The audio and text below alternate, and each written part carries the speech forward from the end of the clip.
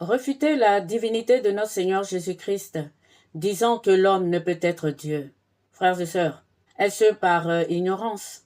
Est-ce par crainte de Dieu et par humilité? Est-ce par jalousie et par orgueil? Rejeter ou refuter la divinité de notre Seigneur Jésus-Christ n'est pas du tout anodin. Autrement, ce serait du mépris envers sa personne qui s'est abaissée, humiliée et sacrifiée pour l'humanité. Cela dit, sans le Saint-Esprit, aucun homme ne pourrait appeler Dieu Père. C'est donc grâce au Saint-Esprit que nous osons dire « Notre Père qui êtes aux cieux ». Sans le Saint-Esprit, aucun de nous ne le pourrait. Alors donc ensemble disons merci au Saint-Esprit. Merci Saint-Esprit. En Jean 17, 14, le Seigneur l'appelle le Consolateur, l'Esprit de vérité. C'est lui qui atteste à notre esprit que nous sommes fils de Dieu. Et cet esprit-là, le monde dans lequel nous sommes ne le connaît pas. Il ne l'a jamais vu. En Jean 14, les versets 18, notre Seigneur Jésus-Christ nous dit ceci. « Je ne vous laisserai pas orphelins. » On est orphelin soit de la mère, soit du père. Or, nous avons dans ce monde une mère, c'est l'Église. Elle est la colonne et l'appui de la vérité. Donc c'est le Père qui nous fait défaut. Et donc c'est le Père qui s'est élevé au ciel dans une ascension glorieuse. Et c'est lui qui nous a envoyé ce Saint-Esprit comme consolateur. Si Jésus-Christ nous dit donc « Je ne vous laisserai pas orphelins », c'est qu'il est vraiment le Père. Continuons donc avec cette petite discussion avec Philippe en Jean 14, les versets 6 et 14. Philippe lui dit « Seigneur, montre-nous le Père et cela nous suffit. » Jésus-Christ lui dit texto « Ça fait depuis longtemps que je suis avec vous et tu ne me connais toujours pas. Celui qui m'a vu a vu le Père. Moi et le Père, nous sommes un. » Eh oui, le Seigneur l'a confirmé. Il l'a dit plusieurs fois qu'il est le Père. Bienvenue donc dans notre deuxième vidéo sur Abba, Père. Rentrons donc avec les différentes palabres, les contradictions dans la Bible, ou ce qui semble être des contradictions. En fait, je pense, pour vous le dire très humblement, le Seigneur a fait en sorte que la parole, nous ne puissions la comprendre qu'au fur et à mesure que le temps passe. Il a mesuré toutes choses. Son mystère ne sera pleinement découvert qu'à la fin des temps. Donc nous y allons à tâtons, évidemment. Donc voilà pour moi, en ce qui me concerne, très humblement, ce que j'ai compris par rapport aux différentes contradictions concernant le Père. Jésus-Christ est Père, il l'a dit, confirmé plusieurs fois. Mais alors, qu'est-ce qui bloque la compréhension de certains au point de refuter sa divinité? Voici donc la première palabre. C'est Dieu n'est pas homme. Et vous l'avez entièrement dans tout l'Ancien Testament. Je le signale, c'est uniquement dans l'Ancien Testament. Vous avez la prophétie de Osée 11 au verset 9. Il dit ceci. « Je n'agirai pas selon mon ardente colère. Je renonce à détruire Éphraïm, car je suis Dieu et non pas un homme. Je suis le Saint au milieu de toi. Je ne viendrai pas avec colère. » Ce n'est pas en totale contradiction avec la grâce. Mais continuons. Nous avons aussi Nombre 23, les versets 19. Nombre 23, les versets 19 est très connu. Dieu n'est point homme pour mentir, ni fils d'un homme pour se repentir. Ce qu'il a dit ne le fera-t-il pas? Ce qu'il a déclaré ne l'exécutera-t-il pas? Franchement, dans cette parole, je ne vois aucune contradiction. Je le reprends si vous voulez. Dieu n'est point un homme pour mentir. Les hommes mentent. Dieu est la parole. Lorsque une parole sort de la bouche de Dieu, elle s'exécute automatiquement. Il a tout créé avec la parole. Si Dieu est un menteur, alors donc nous, toute la création est un mensonge. Si vous voyez ce que je veux dire. Ok, continuons. Ni fils d'un homme pour se repentir. Est-ce que le Dieu dont je parle, moi, notre Seigneur Jésus-Christ, est le fils d'un homme? Il est le fils d'une femme, la Vierge Marie. Il n'a pas de père. Vous allez me dire, mais c'est l'Esprit Saint qui est son père. Vous êtes en train de me dire que l'Esprit Saint est homme. L'Esprit Saint n'est ni homme ni femme. La sagesse, par exemple, c'est un fruit du Saint-Esprit. L'homme et la femme peuvent l'acquérir. Dieu, lui-même, il a créé Adam à son image. Et à l'origine, Adam était homme et femme, avant de le tailler. Donc, cette parole dit clairement qu'il n'est pas le fils d'un homme. Il sera le fils de la descendance de Ève, de la femme. Donc, pour nos contradicteurs, Dieu ne peut être homme à cause de ces paroles. Notre Seigneur Jésus-Christ, dans l'Évangile, s'est présenté comme homme plusieurs fois, comme en Jean 8, 40. Je vous le lis. « Or, maintenant, vous cherchez à me tuer, moi, un homme qui vous ai dit la vérité que j'ai entendue de Dieu. Cela, Abraham ne l'a pas fait. » Donc, Jésus-Christ est homme, mais pas fils d'un homme. Dans tout l'Ancien Testament, Dieu avait prévu de venir sauver son peuple. Il a dit lui-même viendra sauver son peuple. Dans Amos 3, le verset 7, l'Éternel dit ceci. « Je ne fais rien sans révéler mes secrets à mes serviteurs les prophètes. » Il a tout révélé dans la Bible.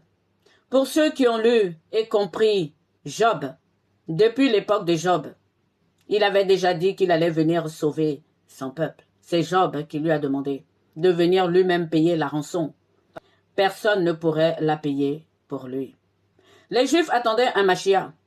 Ils attendent toujours, d'ailleurs, ce Mashiach. Ce Mashiach ne serait-il pas Dieu lui-même? Dieu donne-t-il sa gloire à quelqu'un et sa louange aux images taillées? Le Christ est sa gloire et toutes nos louanges sont adressées au Christ. Considérons le cas de Saint Jean le Baptiste et de Élie. On pourrait dire que Saint Jean le Baptiste a glorifié Élie, car la gloire revient à Élie, puisque c'est Élie qui devait venir et qui est venu en Saint Jean le Baptiste. Pour cette première petite palabre, c'est tout simple. Jésus-Christ est vrai Dieu et également vrai homme. Dire que Dieu ne peut être homme, n'a-t-il pas créé l'homme? Qu'est-ce qui est trop merveilleux pour Dieu? Déjà dans la vision d'Ézéchiel, celui qui était assis sur le trône était décrit comme un homme. Bien que n'étant pas un homme, il avait l'aspect d'un homme. Je termine avec cette première palabre, avec Philippiens 2, les versets 6. Saint Paul sait très bien s'exprimer quand il le faut. Voilà ce qu'il dit. « Existant en forme de Dieu, il n'a point regardé son égalité avec Dieu comme une proie à arracher. » Verset 7. « Mais il s'est dépouillé lui-même en prenant une forme de serviteur, en devenant semblable aux hommes, et il apparut comme un vrai homme. » C'est extraordinaire, cette parole de Philippiens 2, les versets 6 et 7.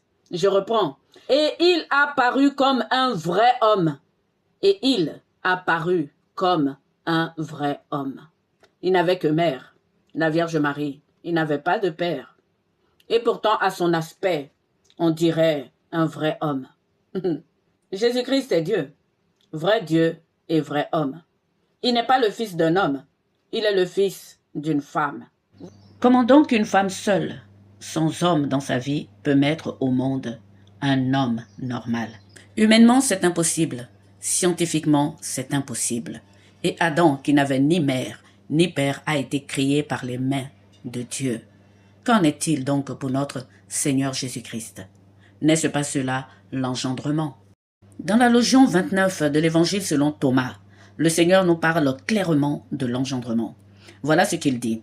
« Si la chair est advenue à cause de l'esprit, merveille. » Ça, il parle de Adam. Mais en ce qui concerne son incarnation, il ajoute « Si c'est l'esprit à cause du corps, merveille des merveilles. » Frères et sœurs, l'incarnation et surtout la résurrection de notre Seigneur Jésus-Christ est une victoire sans commune mesure. Il dira « Je m'étonne de ceci, comment cette grande richesse a pu habiter en cette pauvreté, c'est-à-dire en notre âme. » Deuxième palabre, Jésus-Christ lui-même il dit qu'il est sorti de Dieu. Il le dit en Jean 8, 42, que je vais vous lire. Jésus leur dit, « Si Dieu était votre Père, vous m'aimeriez, car c'est de Dieu que je suis sorti et que je viens. Je ne suis pas venu de moi-même, mais c'est lui qui m'a envoyé. » Et donc, étant donné que Jésus-Christ, selon cette palabre, est sorti de Dieu, il ne peut pas être Dieu. Voyons cela dans le psaume 90, les versets 2. Parce que, disent-ils, Dieu est d'éternité en éternité. Il n'a pas de commencement. Si le Christ est sorti de Dieu, il a un commencement. Pour répondre à cette palabre, j'ai Apocalypse 1, les versets 8. Je suis l'alpha et l'oméga, dit le Seigneur Dieu, celui qui est, qui était et qui vient, le Tout-Puissant. Cette parole de Dieu est renversante. Ça montre qu'il a changé d'état et qu'il est libre et qu'il fait ce qu'il veut. Il était, il est et il vient. Ce n'est pas trois personnes dans des états différents. Il était, Dieu, Esprit, celui-là même. Ensuite, il est descendu nous voir. Il est ce que nous connaissons dans notre monde aujourd'hui. Jésus-Christ de Nazareth. Il a fini sa mission, il est remonté et il vient bientôt. Dans tout l'Ancien Testament, notre Seigneur est un rocher. Tous les prophètes le disent, le rocher éternel. Dans la description d'Ézéchiel, ses pieds sont de l'airain poli. Et cette même description, on la trouve dans l'Apocalypse. Saint Jean le décrit comme ayant des pieds d'airain. Frères et sœurs, il faut tout simplement reconnaître que ce rocher éternel s'est levé. C'est cela, l'incarnation. Frères et sœurs, certaines paroles de notre Seigneur Jésus-Christ dans la Bible ne sont pas des révélations, ce sont des mises en garde. Lorsque, par exemple, en Jean 10, 30, il dit « Mon Père et moi, nous sommes un », il mettait véritablement en garde ceux qui douteraient de sa divinité. Comment est-ce qu'il peut être un avec le Père, alors que le Père, il est saint, comme je l'ai lu dans Osée 11, 9, saint, ça veut dire un. C'est comme si je vous disais que Élie et Jean le Baptiste sont un. Jean le Baptiste est l'esprit et la puissance de Élie. Donc Élie est saint. Et je continue. Dans Jean 16, 16, il dit « Je vais au Père ». C'est comme lorsque Saint Jean le Baptiste a été décapité. Son esprit et sa puissance sont retournés à Élie, puisque c'est Élie qui est apparu lors de la transfiguration. En Jean 14, le verset 28, lorsqu'il dit « Mon Père est plus grand que moi », c'est normal. Élie est plus grand que Saint Jean le Baptiste. Pour ceux qui n'ont pas regardé la première partie de Abba Père, comprendront pas ce que je suis en train de dire. Mais dans l'évangile, notre Seigneur Jésus-Christ nous a dit que Saint Jean le Baptiste, c'est ce Élie qui devait venir. Et l'ange l'a confirmé en disant à Zacharie son père, avant de le rendre muet, que Saint Jean le Baptiste va marcher devant Dieu avec l'esprit et la puissance de Élie.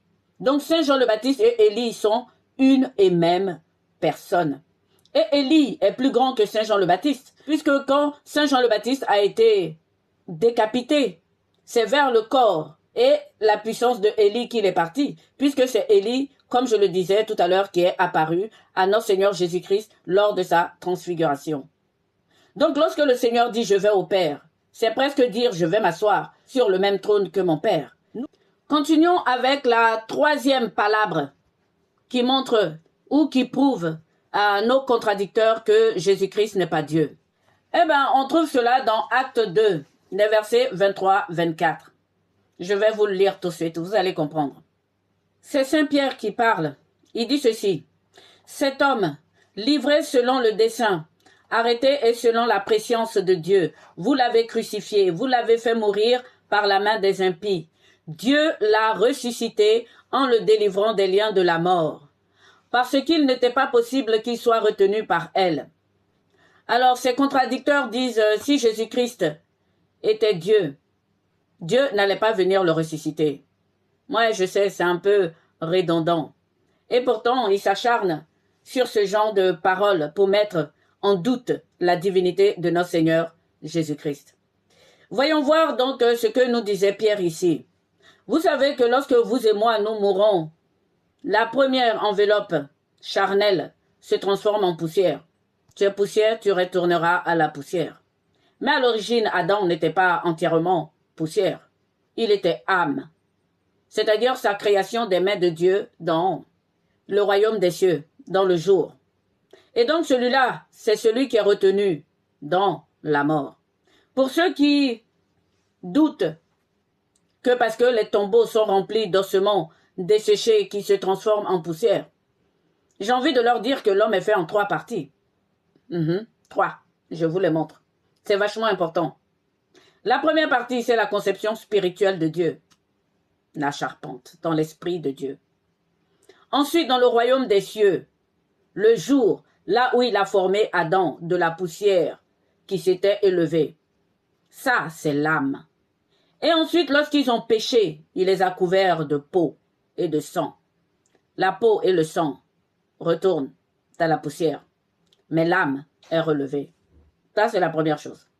Deuxième chose, il dit que c'est Dieu qui l'a ressuscité.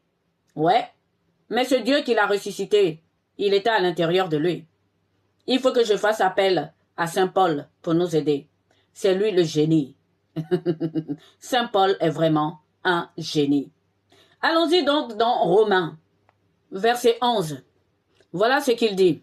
« Et si l'esprit de celui qui a ressuscité Jésus d'entre les morts habite en vous, celui qui a ressuscité Christ d'entre les morts rendra aussi la vie à votre corps mortel par son esprit qui habite en vous. » Oh, le génie. J'aime beaucoup Saint Paul. Eh oui, cet esprit était déjà en Christ. Cet esprit est déjà en nous. Si nous osons dire « Abba Père, notre Père qui es aux cieux », c'est parce que cet esprit habite déjà en nous. Je reprends. C'est tellement merveilleux.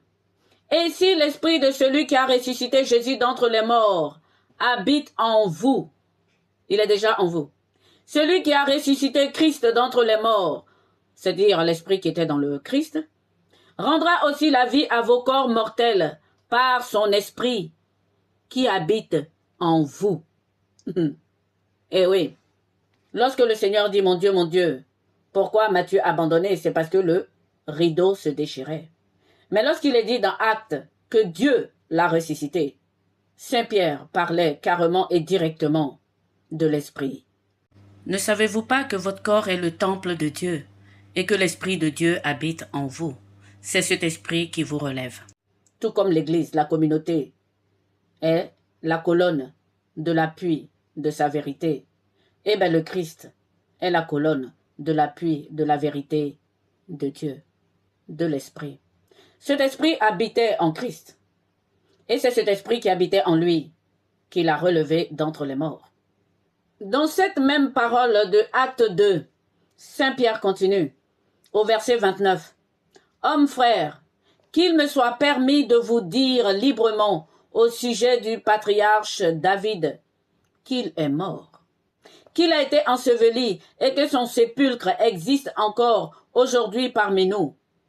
Le roi David est mort, tout comme père Abraham est mort. Saint Jean le Baptiste aussi est mort. Quelle est la différence donc avec notre Seigneur Jésus-Christ et tous ces morts que je viens de citer? Moïse aussi est mort. La différence avec ceux-là, c'est que notre Seigneur Jésus-Christ est sorti de son tombeau avec un corps glorieux. Eh oui. En ce qui concerne Moïse, c'est l'archange Michel qui est venu chercher son corps.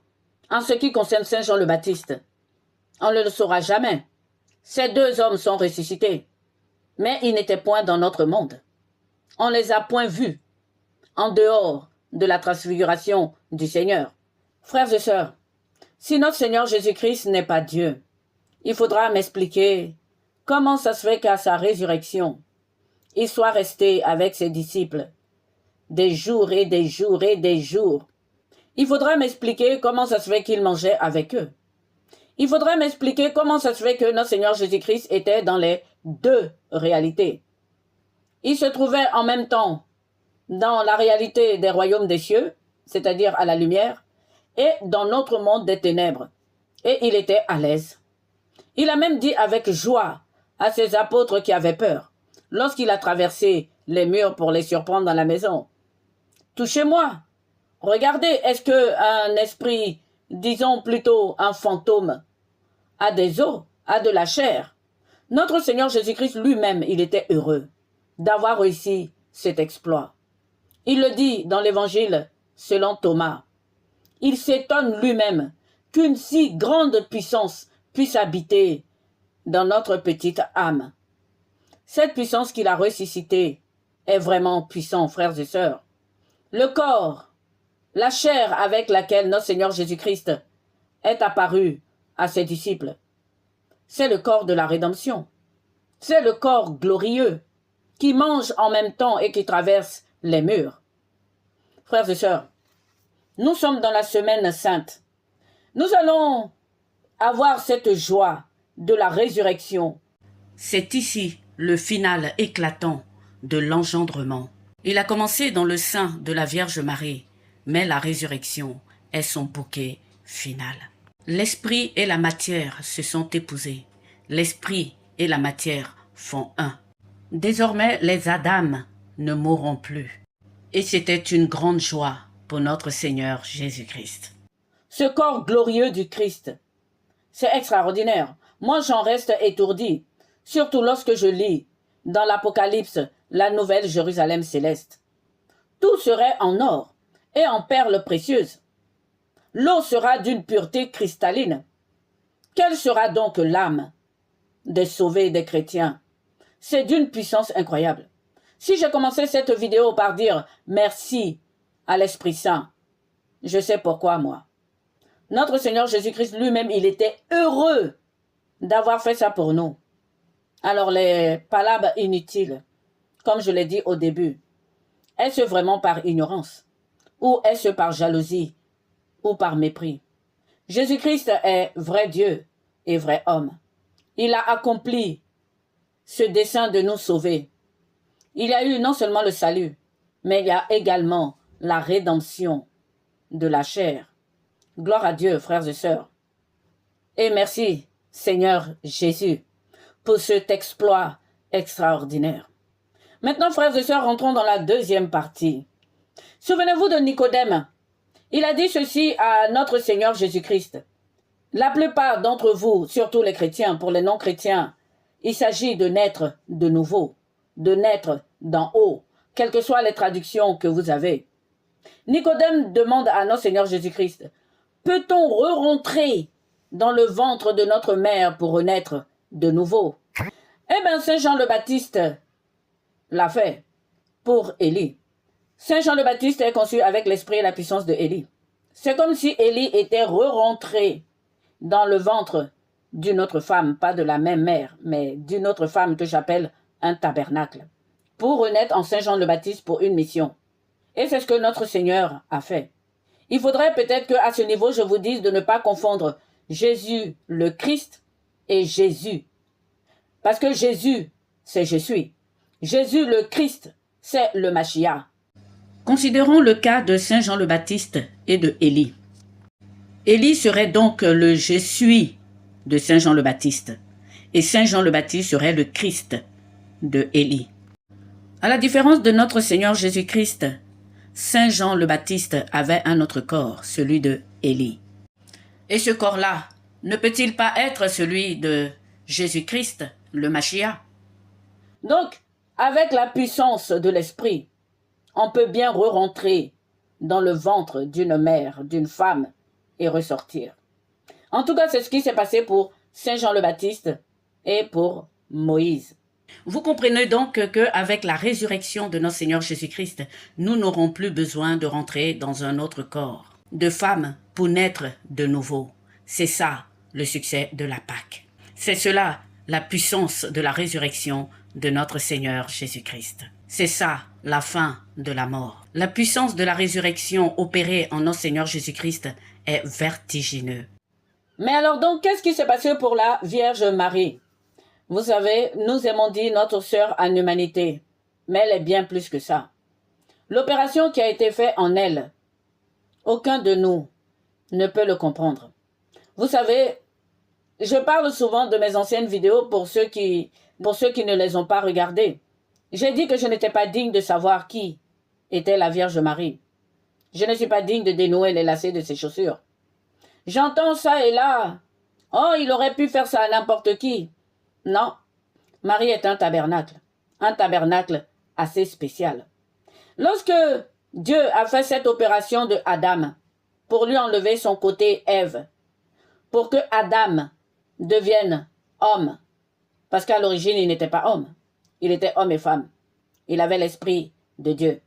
Et donc si Dieu le Père a fait cette démarche lui-même pour venir se nommer lui-même Père éternel, il faut une mère éternelle. La mère, frères et sœurs, c'est l'Église. Je vous l'ai déjà dit dans la précédente vidéo. Écoutez, la Vierge Marie est la femme.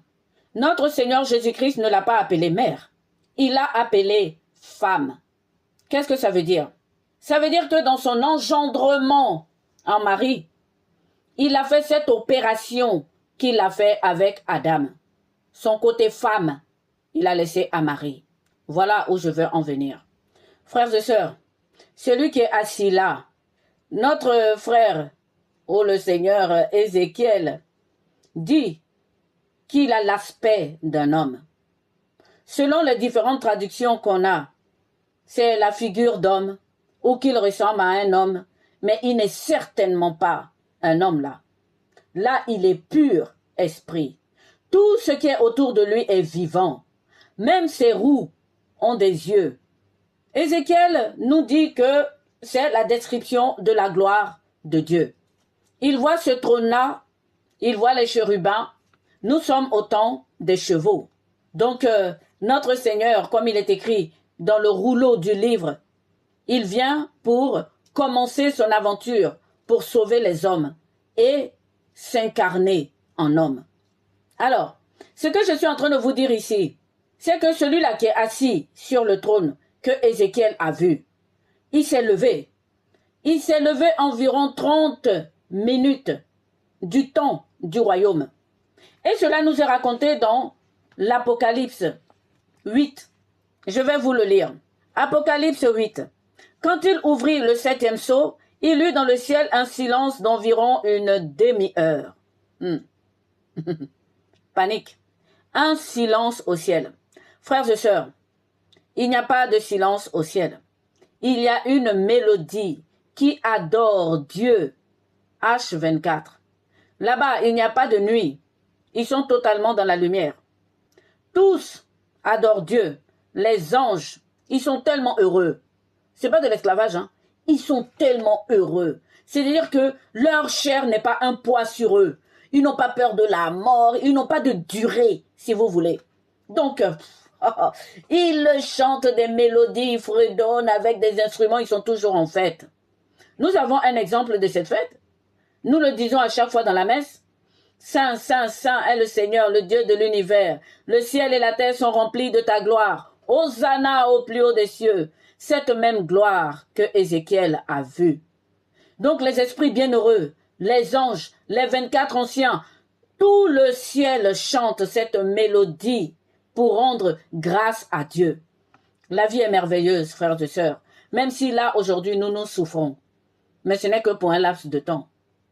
Donc, je reviens à mon texte. Il est dit, quand il ouvrit le 7e sceau, il y eut dans le ciel un silence d'environ une demi-heure. Alors, pour ceux qui n'ont pas lu l'Apocalypse, dans l'Apocalypse, il y a 3 étapes du règlement des affaires de Dieu. Les chevaux, le temps des chevaux. Ce fut le temps d'Israël. Ensuite, nous avons 7 temps des trompettes. Ça, c'est le temps de louange, puisque Dieu ne donne pas sa louange, sa gloire à des images taillées. Donc, nous chantons tous la louange de Dieu par Jésus-Christ. Donc, nous sommes au temps de louange. Et après, il y aura le temps des 7 coupes. Tout est en 7, 7, 7. Et dans ce temps de chevaux, tout était écrit dans un rouleau. Et donc, ce rouleau, celui qui était assis sur le trône a donné ce rouleau à l'agneau, semblant égorgé. Cet agneau, c'est le sacrifice qu'ont fait les Israélites, les Hébreux par les Lévites. Donc, ils ont fait ce sacrifice et arrivé au dernier sceau. Lorsque l'agneau a ouvert le dernier sceau, celui qui était assis sur le trône, il s'est levé. Il s'est levé environ 30 minutes de l'heure du ciel. Et lorsque nous comptons ces 30 minutes du temps dans le royaume des cieux, ici, frères et sœurs, ça fait à peu près 33 ans, 36 ans. Notre Seigneur Jésus-Christ a vécu 33 ans. Je continue la lecture. Quand il ouvrit le 7e sceau, il y eut un silence dans le ciel, d'environ une demi-heure. Et je vis les 7 anges qui se tiennent devant Dieu, et 7 trompettes leur furent données. C'est le début du temps des trompettes, le temps de la louange. Et un autre ange vint, et il se tint sur l'autel ayant un encensoir d'or. On lui donna beaucoup de parfums afin qu'il offre, avec les prières de tous les saints, sur l'autel d'or qui était devant le trône. Ouais, il y a des saints au ciel. On vous le répète, vous croyez qu'ils sont morts. Ils sont au ciel. La fumée des parfums monta avec les prières des saints de la main de l'ange devant Dieu. Et l'ange prit l'encensoir, le remplit de feu de l'autel et le jeta sur la terre. Jésus-Christ dit, je suis venu jeter le feu sur la terre, et il me tarde qu'il s'allume.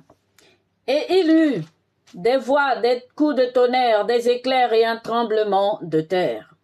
Il s'est levé, lorsqu'il y a eu silence. Si personne n'est assis sur le trône, pourquoi chanter des louanges? Si les chérubins ardents se sont tus, c'est que celui qui est assis là s'est levé. Pendant seulement 30 minutes. Et chez nous sur terre, ça faisait 33 ans. Frères et sœurs, celui qui était assis là, il était esprit, pur esprit.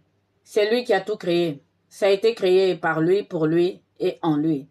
Celui qui vaincra, je le ferai asseoir sur un trône, comme moi-même j'ai vaincu, et je me suis assis sur le trône de mon Père. Au ciel, frères et sœurs, tout parle, tout a une voix, parce que le trône lui-même est vivant. Vous allez me poser la question de savoir, mais d'où est sortie la voix qui a dit « Celui-ci est mon fils bien-aimé, en qui j'ai mis toute ma confiance ». Frères et sœurs, cette voix vient de la nuée. Cette voix pouvait venir des tonnerres, parce que dans l'Évangile, lorsque cette voix est apparue pour la première fois, entendue par les Hébreux, ils l'ont pris pour une voix de tonnerre. Et lorsque notre Seigneur Jésus-Christ est ressuscité, Saint Jean dans l'Apocalypse dit que sa voix est comme la voix des grandes eaux. C'est celui qui est assis sur le trône, qui s'est levé pendant 30 minutes de l'heure du royaume des cieux. Moi et le Père, nous sommes un. Alors pourquoi est-ce que le Père est plus grand que lui? Parce que le Père, c'est tout un royaume. Le Père, c'est ce trône, avec des anges. Et c'est ce qu'il a dit à Pilate. Mon royaume n'est pas de ce monde. Si mon royaume était de ce monde, mon Père allait envoyer des myriades d'anges pour venir me secourir. Saint Jean le Baptiste aurait pu dire également la même chose en ce qui concerne Élie. Frères et sœurs, celui qui était assis sur le trône n'est pas un homme, il est Dieu. Mais celui qui va remonter s'asseoir sur le même trône-là, lui, il est Père. Rappelez-vous de ce que Saint Paul a dit dans Philippiens. Il s'est rendu semblable à un homme, mais il n'était pas homme. Ce qui a changé, c'est son corps glorieux. Eh oui, son corps a changé. Maintenant, les hommes pourront l'approcher, le voir face à face. Jésus-Christ est Dieu. Lorsqu'il dit « Mon Père est plus grand que moi », je vais le répéter. C'est le royaume en entier. C'est son trône. C'est ses serviteurs. Et c'est son esprit qui remplit l'univers. Jésus-Christ est Dieu et Père. Donc la Vierge Marie est un tabernacle. Elle est la femme. La très sainte Vierge Marie a ressenti dans son âme, dans sa chair, le déchirement du voile. Les femmes le comprennent. La douleur que nous ressentons au rein lorsque nos enfants ont une douleur. Elle est l'os de son os, elle est la chair de sa chair. Elle est la femme. Et donc la place que convoitaient les frères Zébédée, c'est-à-dire s'asseoir l'un à sa droite, l'autre à sa gauche, cette place est réservée à la Vierge Marie. Le succès de la résurrection revient entièrement à notre Seigneur Jésus-Christ. Mais l'opération qui a été faite en elle montre sa dignité.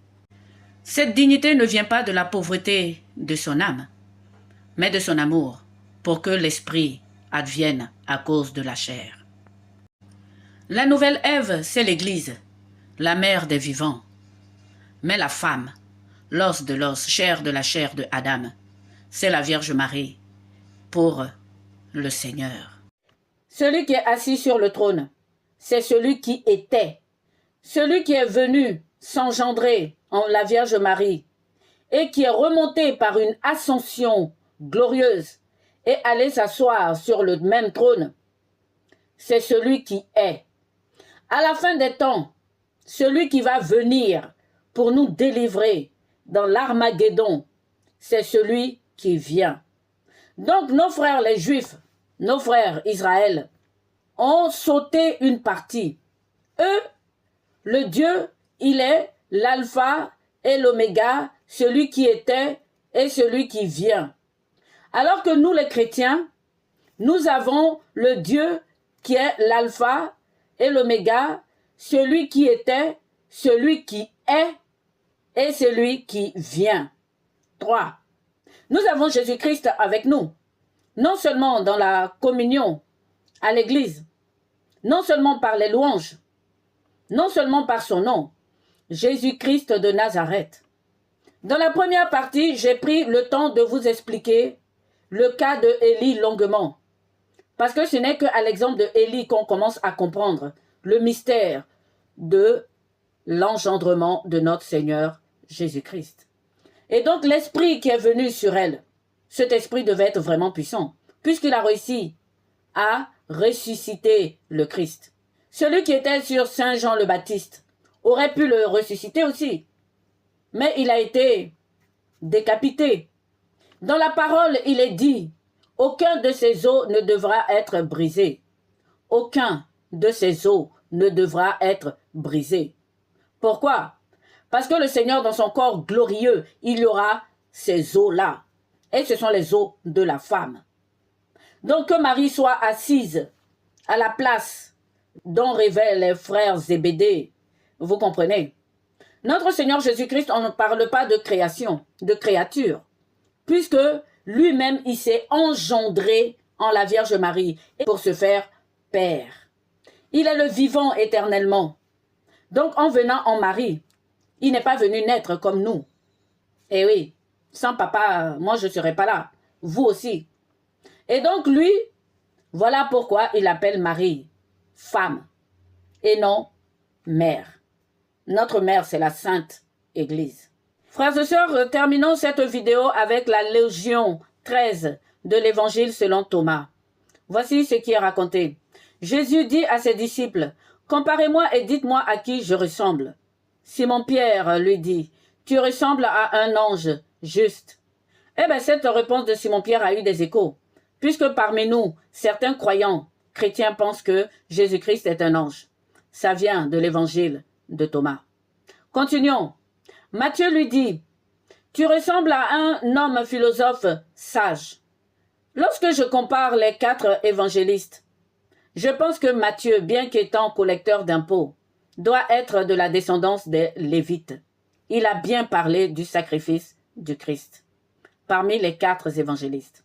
Thomas, lui, il répond, « Maître, ma bouche n'acceptera absolument pas que je dise à qui tu ressembles. » Jésus dit, « Je ne suis pas ton maître.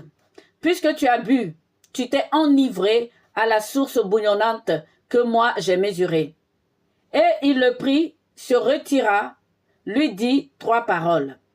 Lorsque Thomas revient vers ses compagnons, ils lui demandèrent, « Que t'a dit Jésus ?» Thomas leur dit, « Si je vous dis une des paroles qu'il m'a dites, vous ramasserez des pierres, et vous me les jeterez, et un feu sortira des pierres et vous brûlera. » Pause. N'est-ce pas parce qu'il est le rocher éternel que la pierre se transformera en feu pour brûler ceux qui veulent le lapider? Cet épisode de Thomas est extraordinaire, surtout quand on pense que Thomas sera le dernier à croire à la résurrection du Christ. Thomas était certainement le plus intelligent, le plus attentif de tous les disciples du Seigneur, de tous ses apôtres. Et là, le maître lui dit carrément, « Mais je ne suis plus ton maître, parce que tu as bu à la source bouillonnante que moi-même j'ai mesurée. » Et le paradoxe, enfin pour moi, ce n'est pas un paradoxe, parce que je l'ai déjà dit dans la première vidéo du temps de carême que j'ai appelé Ephata.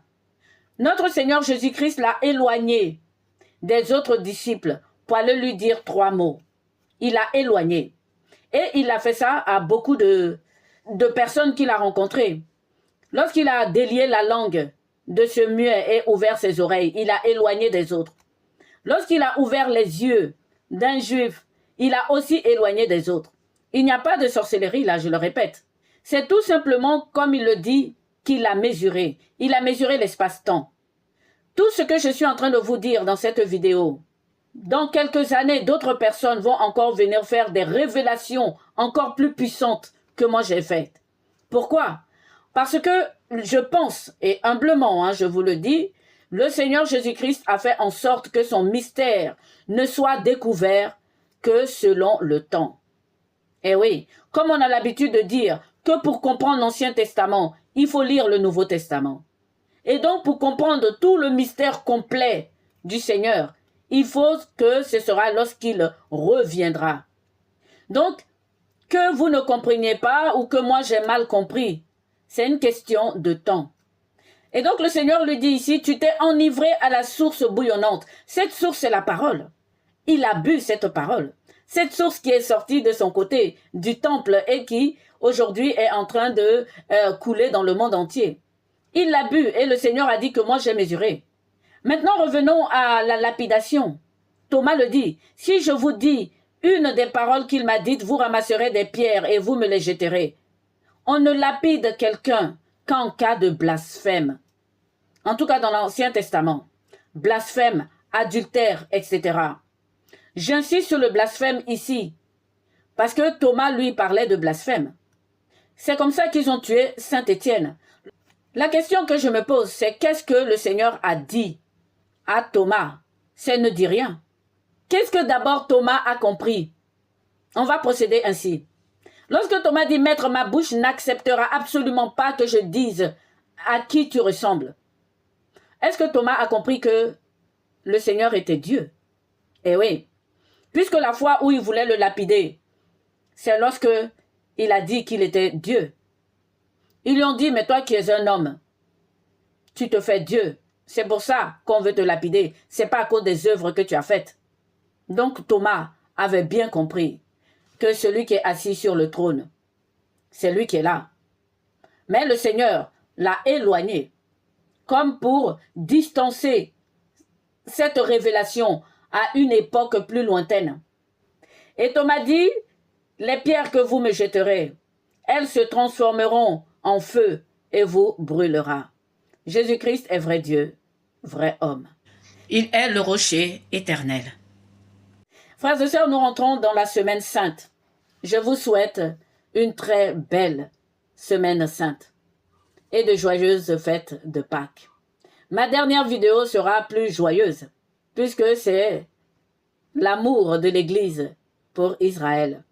Le titre c'est Jacob, Léa t'aime.